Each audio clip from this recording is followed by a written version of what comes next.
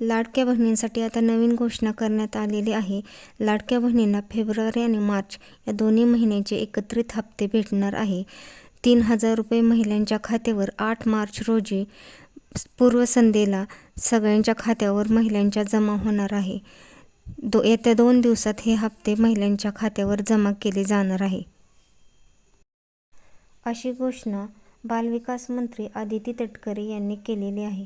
त्यामुळे येत्या 2 दिवसातच म्हणजे 7 मार्चपर्यंत महिलांच्या खात्यावर त्यांचे हप्ते जमा होतील.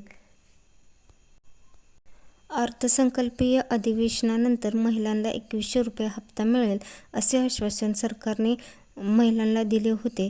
मात्र आता फेब्रुवारी आणि मार्च महिन्याचे दोन्ही एकत्रित हप्ते मिळणार असून हे हप्ते 1500 रुपये एवढे मिळणार आहे. म्हणजे महिलांना त्यांच्या खात्यावर 3,000 रुपये जमा होणार आहे. मार्च नंतर महिलांच्या खात्यावर अर्थसंकल्पीय अधिवेशनानंतर 2100 रुपये जमा होण्याची शक्यता आहे. म्हणजे आपल्याला एप्रिल महिन्यात 2100 रुपये हप्ता मिळण्याची शक्यता आहे. लवकरच फेब्रुवारीचा आणि मार्चचा हप्ता महिलांना मिळणार असून महिलांमध्ये आनंदाचे आणि समाधानाचे वातावरण दिसून येत आहे.